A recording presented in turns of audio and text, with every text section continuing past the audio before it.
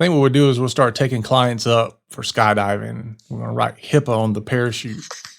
This is the only thing that's going to save you. You're listening to the Help Me with HIPAA podcast, where HIPAA and humor collide to make learning fun. Your delightful hosts are Donna Grindle and David Sims. Relax. HIPAA help is on the way. This is Eric Stokes from Brightside IT in Atlanta, Georgia, and you're listening to Help Me with HIPAA podcast. Thank you for that intro. I am David of HIPAA for MSPs and Security First IT, and joining me is Donna Grindle of Carden. Good morning, Donna. Hi, David. Welcome to what is going to be our first video published of the podcast. So I guess it now makes it a vodcast. Oh, geez. How about that? I'm not going to complicate anything by that. So it's like, Donna's like, you did enough to get me to do the podcast. Yeah. And now you're asking me to be on video. That's yeah. I had to have my hair and makeup done. Yeah. That's so me. Yeah. Yeah. So, and we even dressed the same today, accidentally. That in and of itself is scary. Yeah. Yeah. So. But we did. I wore a dress. Yeah. And it's a beautiful little black dress. That'll make people go to the video right there. Yeah, no kidding. All right, so in today's show, we're going to be talking about things we've never talked about before. We're going to be talking about more enforcement, more ransomware, and more cyber news. There is so much going on. I was trying to figure out what to leave out, and there are just too many. There's just too many. So we've got a lot to hit through and, not a lot of time to do it. Long way to go and a short time to get there, David. Absolutely. So we are going to jump right into it right after the break. Are you frustrated with your current IT provider? Are you sure you're getting the security and protection you need? Are you putting your patients and your practice at risk? If you're in the Charlotte, North Carolina area, give Security First IT a call to learn more about how they can protect your patients, your practice, and your bottom line. Find them online at securityfirstit.com or call 980-288-5100. The number of medical practices that think they're HIPAA compliant is pretty staggering. Effective privacy and security are an ongoing process, not a checklist. And that's why at Carden, they don't just assess your situation and leave you with a report, but they work with you all along the way. Call Carden today at 678-292-5001 or visit them on the web at cardenhq.com. Aren't your patients worth it? All right, let's get into it. So we've had a lot going on. So we've had some alerts coming down from all kind of federal agencies telling healthcare to be on the lookout. We've got some settlement issues and all that happening. But before we dive into all that, let's hear the HIPAA Say What segment of the week. There it is. So I chose this one specifically because I think a lot of people forget this or may not even know it in the first place, which is under high tech. They added the ability for the state attorneys general to enforce HIPAA on behalf of their constituents. Mm-hmm. Is you is, or is you ain't my constituent. Oh, jeez. We're going to just be quoting all kinds of things now, aren't we? So the reason I bring this up is that in Kingston, New York, the ShopRite Supermarkets, Inc. and ShopRite Store, they were hit with violating HIPAA and the New Jersey Consumer Fraud Act in 2016. They failed to properly dispose of electronic devices used to collect signatures and purchase information of pharmacy customers, according to the Attorney General of New Jersey. Now, let me tell you, the Attorney General of New Jersey, he is paying attention to what's going on. This is not the first time. Yeah. Yeah. How many places do you know of that have pharmacies in them? A lot. Lots and lots. Yeah. So whether it's the grocery stores, here it's Publix and Kroger and those, but this was ShopRite. And so they had these devices and they replaced it with newer technology. And then, as so often happens, what do we do with these? Just throw them away. That's what they did. Just threw them in the dumpster. Recycle electronics. There are tons of parts that can be recycled and reused. Number one. Number two is, I can assure you, they are not compostable. I was going to say, in most areas, it's not legal to do that. I know, right? Just throw them in the dumpster. So, and a lot of people say, well, it's New Jersey. But they didn't wipe them. They didn't do anything. They just unplugged it, tossed it in the trash. And we cannot do that. We cannot. Somebody's like, but I did. I put Windex on them. I wiped them down good. Yeah. So it's Wakefern is the big company name that, there's always 4 layers of who actually owns anything anymore. Mm-hmm. But they had to settle. They settled with the attorneys general, and they also went on a corrective action plan. How about that? Never heard of that before. Never heard of that, but it's with the state, and I don't know. I think that the way the deal goes is that the state, OCR. I don't know that whether OCR will come in after them or not. I don't think so, because the HIPAA stuff can be addressed by the state's attorney general. So I'm gonna assume that's a big no. Yeah, but that's like it's one of those double jeopardy questions. I know, right? Darn it, I'm not ready for it. And I wrote the notes. Why am I not ready? Oh, because I was half asleep. So they have a settlement for $235,000 and a corrective action plan. And they say to put in data protection measures aimed at creating and maintaining a comprehensive security program to better safeguard PHI collected at ShopRite supermarkets that operate in-store pharmacies.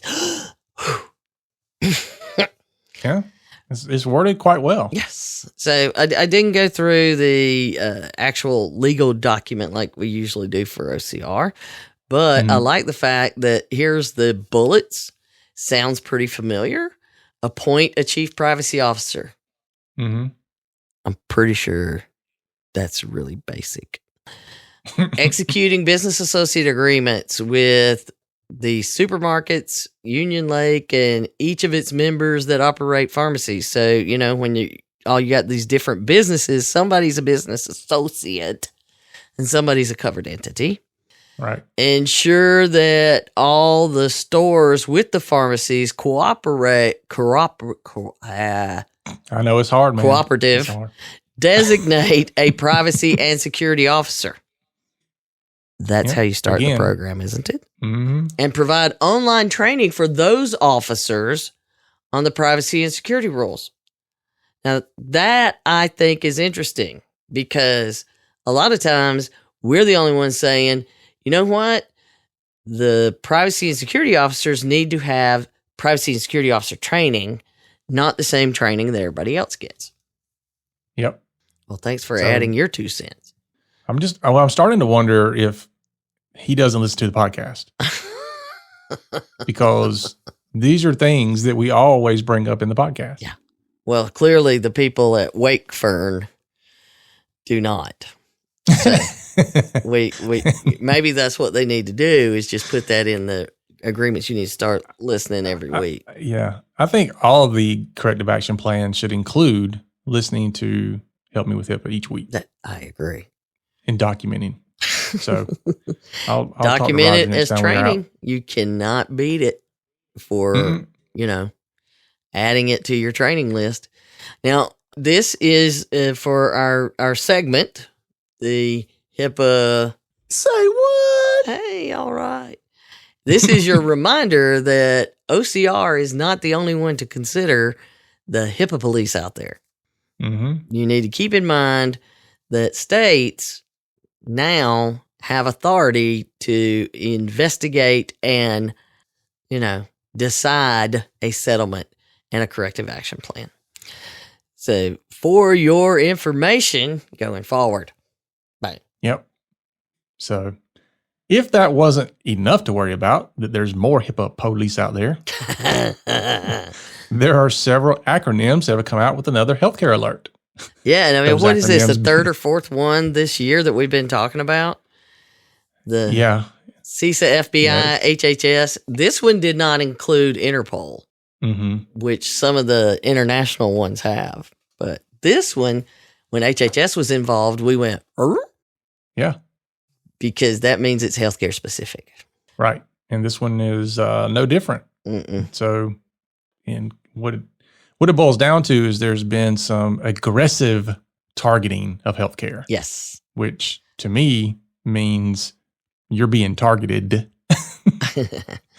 specifically targeted, because, we oftentimes say, well, you just got caught up in a wide net. Yeah. And nobody was really coming after you. No, not only are you being targeted, but quote unquote, aggressively being targeted. Right. And there's some very specific things that I don't think a lot of people, the headlines, it drives me crazy. The headlines all said targeting hospitals because so many people think healthcare means hospital. Right. Yeah. So all these smaller practices are like, whoo, good. That is not what it says. It says No. hospitals and healthcare providers. Yeah. But there's an article on Health Info Security that broke it down a little bit more. Of course, they were focused on the hospital part, but the tactics of the group waging attacks on the hospitals, as they say, Mm-hmm. but they are identifying the specific gang or group. And really, I mean, when there's I think this one they said, well, they called it Eastern European, and then later it said Russian. So we'll just leave it at that. But UNC 1878 is the group. Yeah. I thought they might be from University of North Carolina at first. And yeah, you being in South Carolina, you got to be leery of them. I know, UNC. Oh, man, in Tar Heels. But, they say this started in September, which would make sense that, if they're just starting out and they're testing everything and you see one and then you see two, and they are actively targeting hospitals, retirement communities, Mm-hmm. and medical centers. Yep. So as they point out, in the midst of this global health crisis, they are demonstrating a clear disregard for human life. Yeah. And I don't know that I've ever seen specifically mentioned retirement communities. I don't recall that either. So that's very interesting. Well, in and of it's itself. those are the ones that are going to be the most sick. So the hospitals are going to have them. The retirement communities have the most to worry about. Mm-hmm. And then of course the medical centers, and we all know that you could classify a ton of different things as a medical center, but your average office is part of that, because even if you think, oh, I do eye care, you know what? Mm-hmm. They're pretty sure that you're connected to something they could use to go through you. And they also know you'll likely be a good target because the entire healthcare industry is, stretched. Yeah. Either they're trying to catch up because they were shut down, or they're trying to manage the end of the year. All the elective stuff usually will happen towards the end of the year when people have paid their deductibles. Mm-hmm.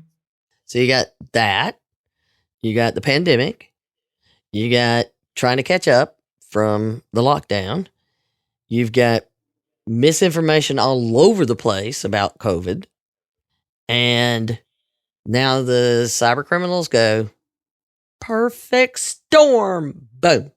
Yeah. I do wonder, though, in light of the recent events with ransomware in healthcare and actually costing a life, if they're not actually trying to do that. Because when you To look prove that you should pay them. you look at retirement communities and stuff like that, you're already looking at people that are at higher risk. And if there is a ransomware event in a community where people are already at a higher risk of medical issues and death, it almost looks to me like they're trying to specifically cause loss of life. That's terrifying. It is. It's very terrifying. So, I'm sure that we won't know that just yet. They have not stated that, but then they rarely state their intent until the damage is done. Yeah. I mean, I know it's also a money grab. Yeah.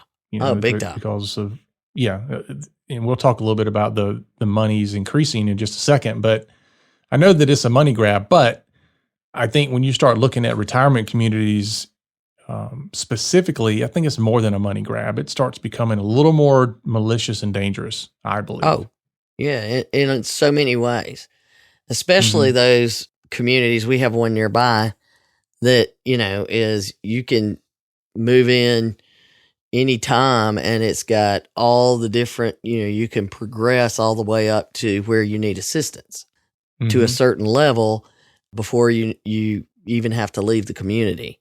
And those are quite popular for many people because at least then you're in familiar surroundings. You got, your friends are still around. And those communities, particularly this one here, it was featured during the lockdown because they had done such a good job. And, they had staff committed. They locked down and stayed there. They didn't go home. They didn't leave. They moved in. And people would bring things and sit it outside in a, and they had quite a system set up. If somebody hits their computer system, though, they don't see that. And healthcare people, they're doing these incredible jobs caring for people and protecting them, but they're going after the computer systems now. And you're right. I mean, it's almost inevitable if this keeps up, that there will be loss of life directly related to it. Yeah. Yeah, that's going to be sad to see. Yeah. And we have a local, actually yesterday, we have a county government piece that handles aging people. So it's the Council on Aging. Yeah. For not in my specific area, but right outside of my area. And they called yesterday with a security incident. Oh, really? And it was, the normal phishing email and somebody fell for it type deal. But the way it was handled was bad. Oh. And by the time it got to us. Are you ratting them out? I don't know what I'm going to do yet. But, the way it happened was that it was nearly a week later after the incident before the C-suite people even heard about what happened. And so they called us in a panic. Yeah. And, fortunately, come to find out, so far in our investigation, it's not as bad as it could have been. It's not near as bad as it could have been. That's awesome. But when we talk to them about, cybersecurity, which we've done before, we get the pushback of, well, we've got to jump through all these hoops because we're a government entity and you've got to have all these different contractual numbers with all these things. I mean, it's just a mess. It's a ton of red tape. And then it's like, well, we have to go with the lowest bid and all this. And I'm like, you cannot address these issues with the lowest bidder. No, it's unfortunate. Well, and we talked about this before when we were discussing the Secretary of State's, I think, the meeting that the Louisiana representative talked about after they got hit with ransomware, that you have got to have better security support.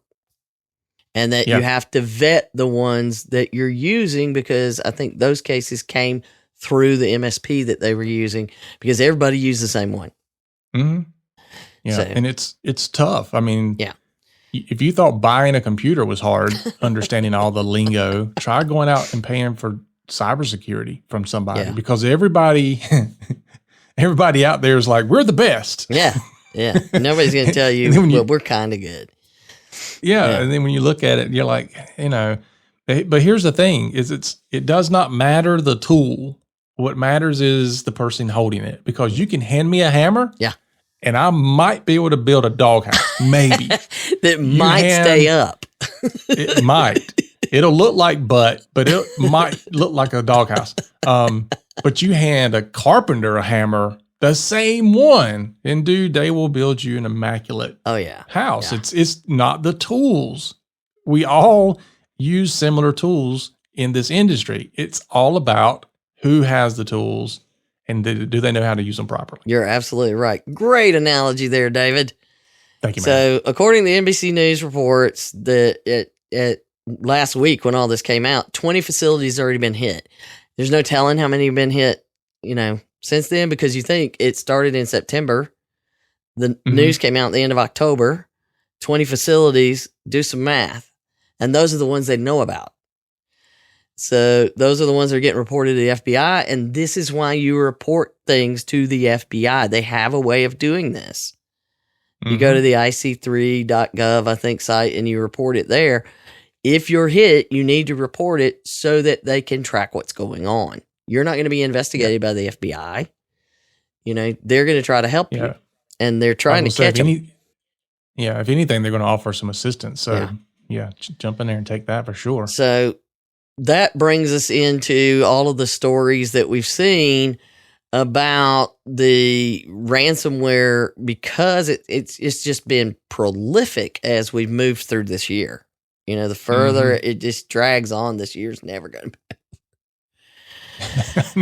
2020 is going to last forever. I know. Well, it feels like it was yesterday it all started, but at the same time, it's like, please, I want to the other side. Just get me to the other side. Yeah. No, one of my guys this morning was like, 2020's flown by. And I'm like, really, dude? This is not flown by I for me. feel like I have been beaten every single day. So this has been terrible. But here's the scary part, is that the payouts for these ransomware attacks continue to rise. So the average one, I think, in the last study I saw was $178,000. The most recent one that just came out said it's $233,817. So we've now jumped. Talk about a raise. That's a pretty quick one in just a few months. And the emote attacks, those are spreading like crazy. And even with Microsoft and the Department of Defense, because we have under our Department of Defense cybersecurity sections, they're attacking the trick bot, which is usually comes behind emoted. But now there's also the bazaar something, like a shopping bazaar kind of thing, bazaar loader. And so it's replacing some of that trick bot stuff. And this thing is just going crazy. And then you get the news that May's ransomware gang, which is the one that started last December, saying we're going to start releasing data if you don't pay us. They now announce we're going to shut down.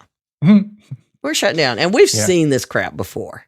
Yeah. Oh, yeah. It usually means somebody's getting close to them, so they just announce they're going to shut down and they get quiet.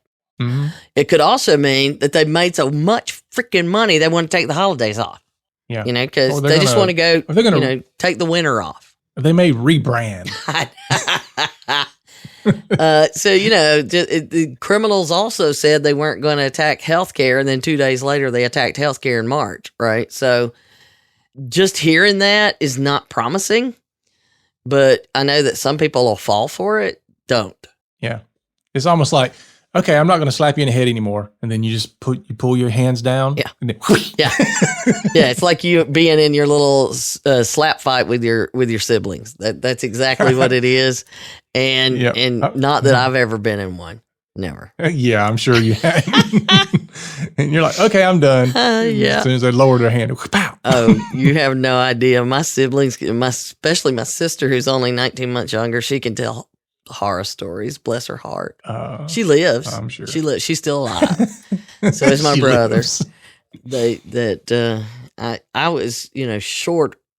I've always been short, but I'm the meanest. And somebody once told my mother, Martha's tall and all that, but Donna's mean. I'd rather fight Martha than Donna. So, that being said, that being known anyway, don't fall for any of this stuff. They're still coming after you. If you haven't gone through with your IT people to say, what are we doing? Can we do more? And don't take the, I got this. I will say I got this, but let me show you how I got it. Wouldn't you, David? If you had a client that came to you and said, I've seen all of this, I need you to explain to me what we're doing and can we do more? Would you go, don't worry, I got this. I'm the computer person. Don't worry about that. No. Okay. No, because you should always be concerned. Even when you think you're doing everything right, you should still be concerned. You should still be looking at, what am I doing? Am I actually doing what I think I'm doing? Because, the bigger the organization, the more likely it is that on paper you're doing it right, but then you can find out the technician didn't do something properly, or they turned something off and forgot to turn it back on, or vice versa. Yeah. I mean, there's all types of things Human that error. can go wrong. Yeah. Yeah. And I mean, we just, in the MSP industry, just this week, every one of our vendors are sending us alerts saying, please review your security stance. Please review your security policies. MSPs are specifically being targeted. Again, it goes along with everything else we're talking about. We as an industry are also being specifically targeted. And everybody's saying, make sure you got your crap in order because they're coming after you. Exactly. So if you're not in healthcare, or if you are in healthcare, either way, and you use a managed service provider, MSSP or an MSP, whatever they want to title themselves as, you need to be asking them what they're doing. Yeah. And so you need to call them and ask for that meeting, a high-level meeting. I want to understand, what are we doing? Can we do more? What are you doing to make sure I don't get hit through you? Right. And you shouldn't be giving a bunch of baffling BS. And they should know why you're asking, because if they have no idea why you're asking, give us a call, because we can give you some advice that we will not give on the air. Okay. Right. And they shouldn't be defensive about it. That would be a big red flag for me. Yeah.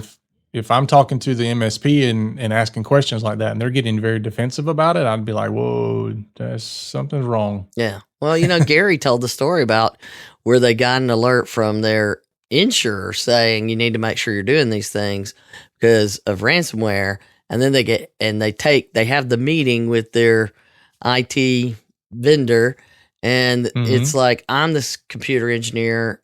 Don't worry about what they're saying. I've got this. And then they get hit. That you don't want those people. So let's anyway. Now we've got more things to go because we're churning through these things here. We end with 3 more resolutions. 3. So that takes us to 16. So the most they've ever done in a single year, I think, was 14. Yep. And so now we're at 16. And as I've said before, in healthcare, it's not about the money. It's about the number of times they're doing it.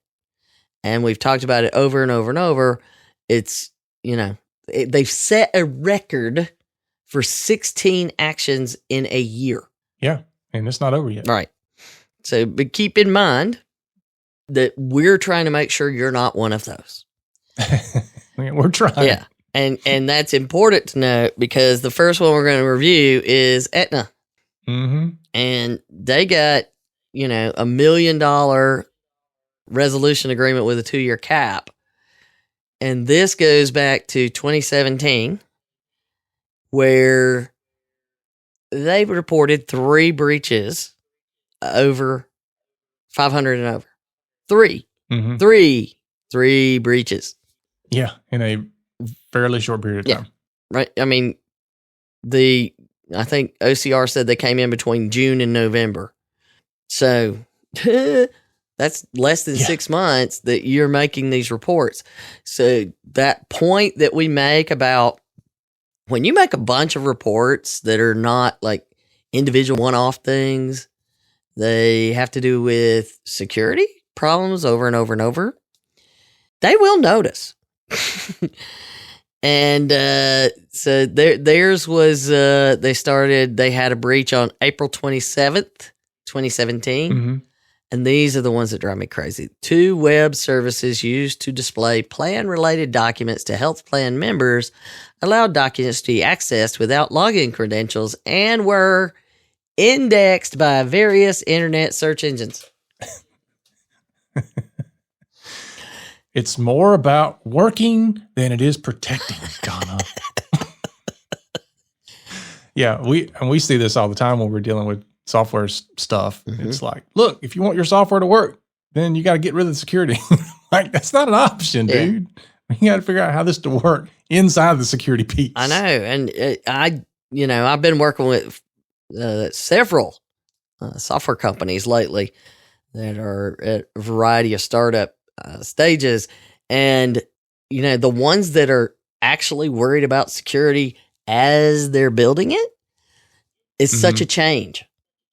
It's refreshing. It's awesome. That is changed in at least the application developers world. It may not have changed in those that are writing the firmware and the devices and all of that, but I'm seeing that change and it's exciting. Now they know they need to do it. They're thinking about it more. They're baking it into the process. They just need to formalize that, and we're teaching them that. But it's absolutely exciting to see that because of exactly what you're saying. Well, if I turn that off, if you want to be able to do that, there you go. You can do that thing that you wanted to do. But I'm not going to tell you that I also turned off security so that you could. Yeah. I mean, even in 2020, I still see certain pieces of software where the support people say you have to have everybody have administrative rights to everything in order for this to work. I know. It's agonizing. I'm saying the new stuff. Yeah. And not all new stuff. I'm just seeing, the folks, but generally if you're coming to me, you're worried about security anyway.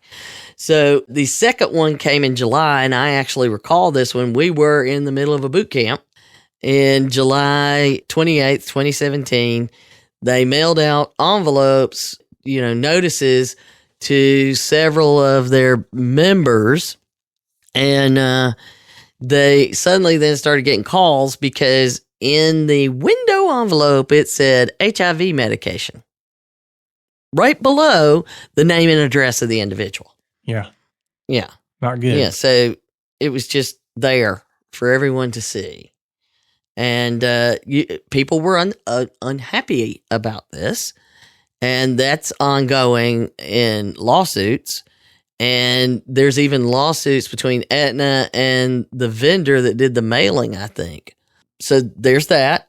And then they had the one where a research study mailing sent to plan members contained the name and the logo of the research study in which they were participating on the envelope. So 2 different ones having to do with a mailing. Yeah. Now, granted, these mailings are happening with automated machines and all of that, but somebody's confirming them and checking them, and clearly not doing a good job. No. Yeah. So here's the list of things that they found wrong.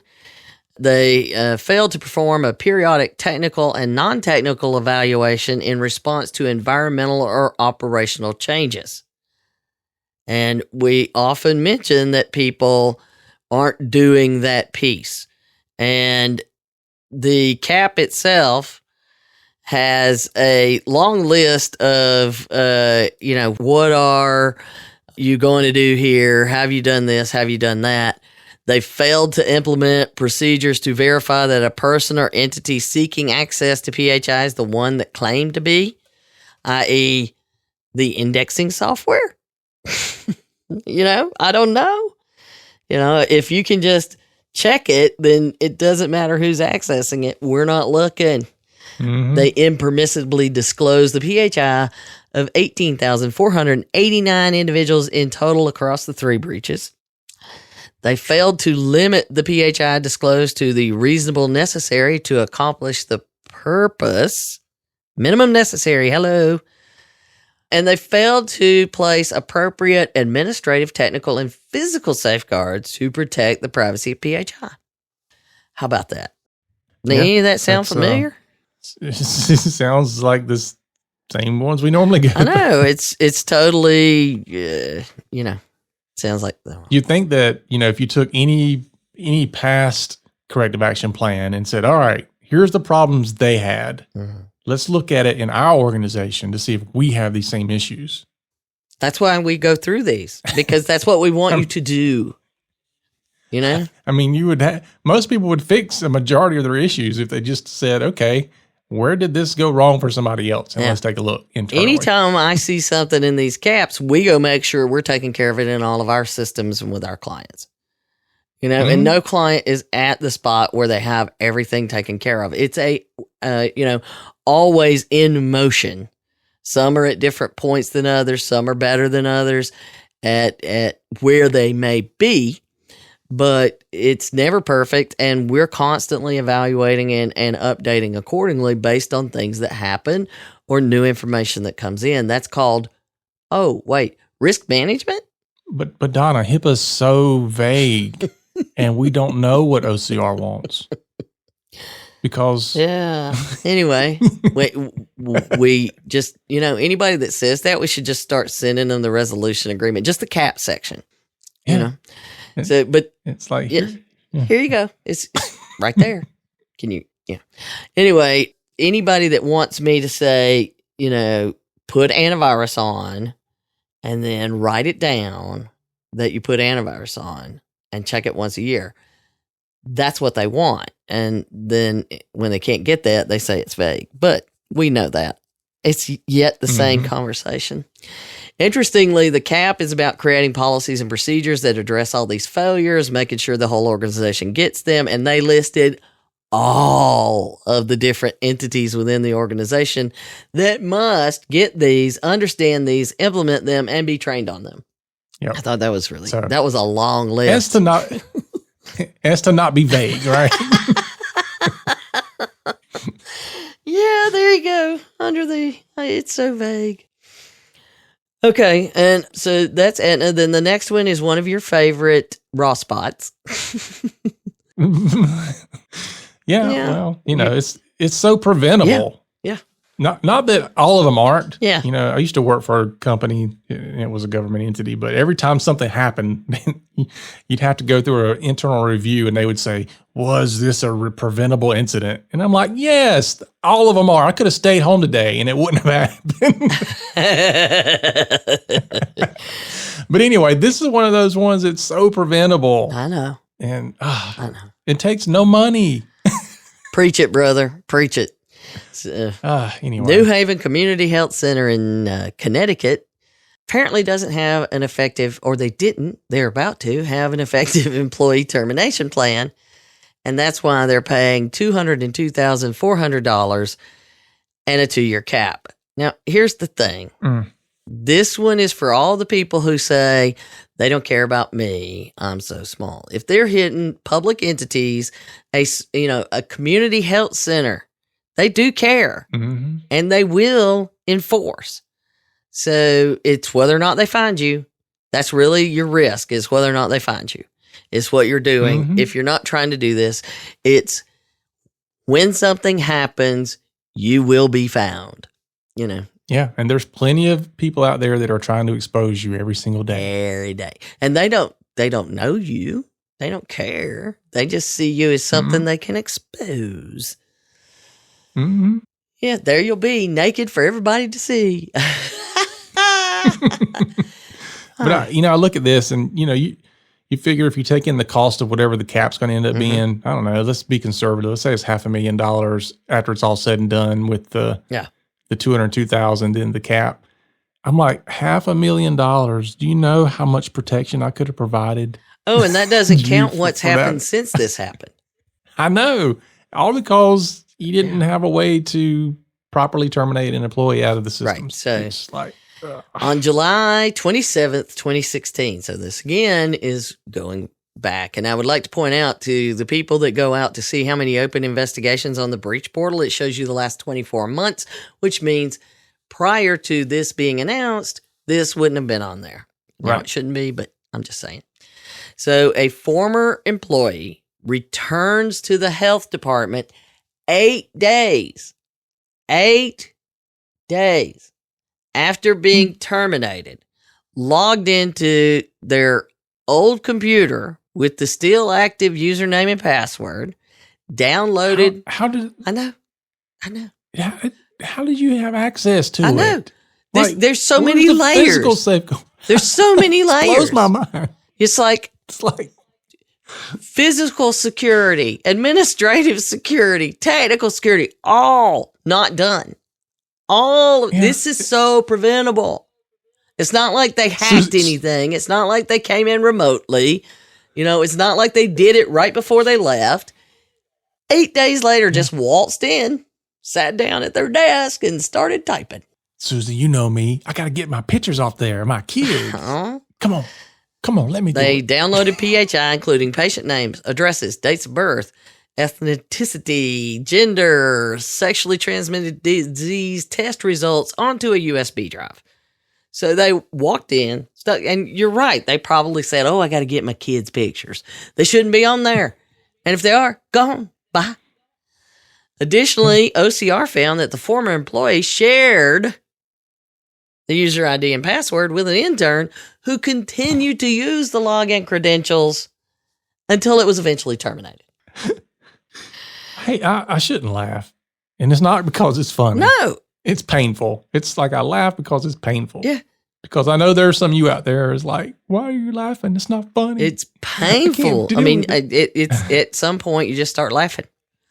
You have nothing else to do. You have reached the point where all of the reasoning in your brain just has to shut off because it makes no sense. It must be comedy. So it's the same reason Donna laughs at a funeral. It's just so inappropriate. She does it anyway. I always laugh when somebody falls down, and I just tell people, if you fall down doing that, I will be laughing while I try to get you up, but it may not go well. I was going to say, when I was younger, I would laugh after I knew they were okay. Now I just laugh as I'm making sure they're okay. I don't have to have any restraint. Yeah. I guess maybe in another 10 years, I'll probably be laughing regardless of if okay. No. All right. So here's the thing. Let's see how many things went wrong here. They didn't terminate the credentials. They didn't, first, sharing of username and password with the intern. They didn't terminate the credentials. They allowed the employee back in. They allowed the employee to put the USB stick into their network from who knows where and download the patient data and walk out with nothing happening. And so, Severino says, oh, here's your quote. I didn't get the quote we did get the quote for... Well, you can do the quote for Aetna and the quote for New Haven because these are your official parts. My official parts. Okay. So this one here is from Roger Severino. So Roger says, medical providers need to know who in their organizations can access patient data at all times. When someone's employment ends, so must their access to patient record. I mean... Mic drop. I'm surprised he didn't say, why do I even have to say this? I can't believe I'm making this statement. Yeah. Yeah. Why do I have to say that? You want to go ahead and hit the Aetna one, and then we'll go into the cap real quick because we're running out of time. Hit the Aetna one. Yep. So the Aetna one, he said, when individuals contract for health insurance, they expect plans to keep their medical information safe from public exposure. Unfortunately, Aetna's failure to follow the HIPAA rules resulted in 3 breaches in a 6-month period, leading to this $1 million settlement. Yeah. And I think he even had his little pinky going through his mouth when he said that. I just picture him doing that. Yeah. So obviously we've gone through all the things that went wrong. The investigation, obviously and I'd like to point out, this is less than 500. It's 498 individuals, which I find suspect. I was going to say, yeah, that makes me go, Yeah, things that make you say, But it was 498 individuals. And from December 1st, 2014 to December 31st, 2018, they failed to implement privacy rule policies and procedures. So basically, not a lot of anything HIPAA-wise happening between when they should have started, I guess, and when they started dealing with this investigation. They failed to conduct accurate and thorough assessment of the potential risk and vulnerabilities. We know that one. And during that same period, they failed to implement procedures for terminating access when the employment of or other arrangement with a workforce member ends. And they failed to assign a unique username and password identifying and tracking user identities. Boom. These are all, the sharing thing, all of this. And it's like that new detail about the risk analysis that's in the cap about making sure it's all the equipment, the data systems, the applications controlled, and incorporate that, blah, blah, blah, supporting a review of current security measures and levels of risk, yada, yada, yada. And they shall review and revise as necessary written policies and procedures to comply with the federal standards for the privacy rule, the security rule, the breach notification rule. I mean, they're hitting all of them. So clearly they didn't really have much of a program at all. Right. So their 2-year crash course in building a compliance program, again, that's what we tell our clients is, 2 years, we can have you really solid. This 2 years is way more stressful than working with us. Mm-hmm. Yes. So there you have it. That is New Haven. And then we wake up this morning just in time for us to record about the 10th right of access settlement in their initiative. I think Roger was like, I know they recorded about 9:30. We got to get this thing out. So thanks, Roger. Appreciate it. So this one is a $25,000, also a corrective action plan that covers the whole privacy, security, everything. Riverside Psychiatric Medical Group in California. Mm-hmm. So there is a section under the access to medical records that psychotherapy notes aren't required to be released. There's a lot about that in psychotherapy, and that matters for many reasons. And here's the thing, though. Everything else is. And the entire record is not psychotherapy notes. So March 2019, ironically, these people just fell into a perfect spot. He had just announced that we're going to start this initiative, and that probably landed right in their lap at that time. And this is a patient complaint. Hello, patient complaint. Patient alleges that they failed to provide her a copy of her medical records despite multiple attempts beginning in February 2019. So reports it in March. And of course, OCR does what their technical assistance means is we notify you and tell you what you should be doing. And if you say yes, we're going to trust that you're doing it. That's what it means when it's technical assistance. Okay. They're trusting that you're going to do it. They notify you what you've done wrong and what you need to do. And then you tell them you're handling it, and they're like, okay. That's essentially how that works. However. Yeah. If they have to come back and they find out you haven't done it, because then the patient gives a second complaint in April saying they still hadn't gotten their stuff. So what had happened was, OCR's after the whole thing, and it's, at that point, they're like, look, here we come. We're going to start getting into here and looking at it. Well, turns out they claimed that because the record included psychotherapy notes, they did not have to comply with the request. Even though they said, we get it, we're going to reply. So then they made clear in the announcement that they do not require psychotherapy notes, but they do require the covered entities to, number one, provide requester a written explanation when it denies any record request in whole or in part. They didn't do that. And number two, to provide the individual access to his or her medical records other than the notes. Information, obviously you can leave out stuff that's in there if you're in a lawsuit or whatever, but psychotherapy notes those are the exceptions, but you should have given them everything else. And you should have told them why you weren't giving them anything. So instead of just nothing. So interestingly enough, in October, they finally got their records. The patient did. Everything they're supposed to get, sans psychotherapy notes. Wow. And Roger's getting fed up. Basically, none of this, being, let me be clear in some legalese. This one's just platting. Bam. Mic drop. Yep. So tell him. This is a good one. So Roger says, when patients request copies of their health records, they must be given in a timely response, not the runaround. I'm done. Yeah. Yeah, it's interesting. It seems like his responses are getting shorter and shorter. Yeah. Again, like you said, I can't believe I'm having to say this. Now it's the same thing. Yeah, here we go again. Why can't you get it? Yeah. But yeah, I mean, for them to make this an initiative, it had to be a big problem. It clearly is. So that they've been able to find so many. I mean, some of these are, it takes a year. Yeah, crazy. Yeah. So, and of course, the CAP's all about having policies and procedures being done and training and all those things. All of these folks better get in line because all it's going to take is one more call. And it's just not going to be pretty.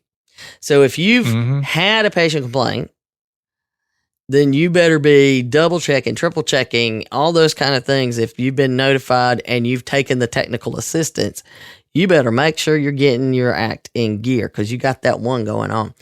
If that patient calls back again, they're going to be coming in. If you are fortunate enough not to have had that, go audit everything right now so that you're never in the loop. And this is one of those things. Imagine you're a healthcare provider. You've got your stuff down. You've got the policies and procedures. You've done your assessments and your action plans and your incident response plans and your MSP's top notch and your BAs are top notch and your BAAs are in play. You got all this going for you. And then somebody doesn't give medical records in a timely manner. I mean, come on. Yeah. Come on, man. Come on, man. Oh, maybe we need to have another section. Come on, man. Yeah, I wonder if ESPN is trademark that. I doubt you could trademark. Come on, man. But we will, have to add that. But clearly, these three, I mean, it's coming. And here we are in November.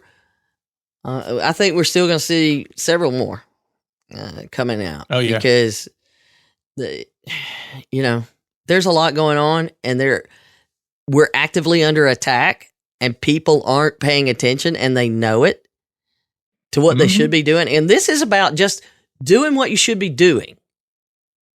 If you're doing what you should be doing and not HIPAA 1.0, where you did some paperwork, maybe it's doing what you should be doing, then you would be, you're again the one that's running faster than the other guy running from the bear.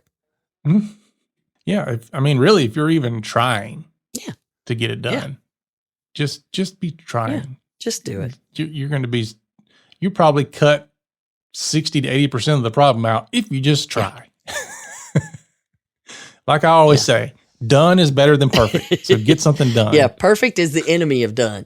That's what I've heard before. And that is something that we have to keep in mind when we're doing this, is that I get, I'm reviewing something yesterday and they send me their improvement plan and nowhere in their improvement plan does it mention privacy and security, but they think it does.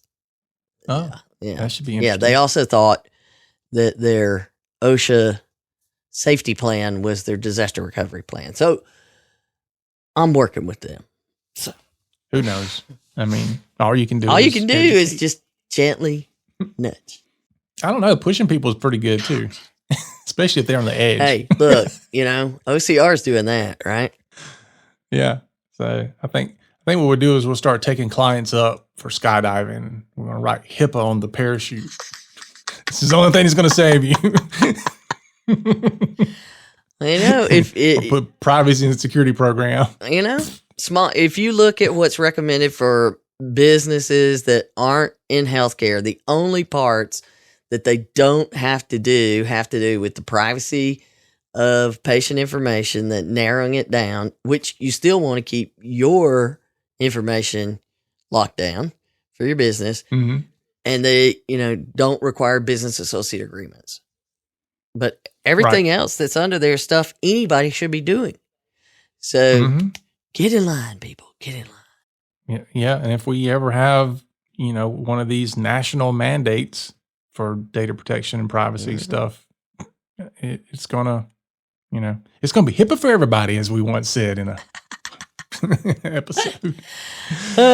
All right. That's our show for today, folks. Thanks for sticking around and hearing about all the good news of enforcement ransomware and so much more. Remember to follow us and share us out on your favorite social media site and rate our podcasting out. Leave a review, because we love the reviews. And we love the reviews. And anyway, as always, if you have any other questions or ideas about the show, you can share those with us as well. And remember, for Donna and myself, the HIPAA is not about compliance. It's about patient care. You've been listening to the Help Me with HIPAA podcast, hosted by Donna Grindle and David Sims. The show created to help you with HIPAA. For more information or to ask us a question, visit our website at helpmewithhipaa.com. Neither Donna Grindle or David Sims are attorneys, and they do not offer binding legal advice concerning regulatory compliance. The information in this podcast should not be relied upon or construed as legal advice in any way. Consult your attorney for legal advice concerning compliance with HIPAA regulations.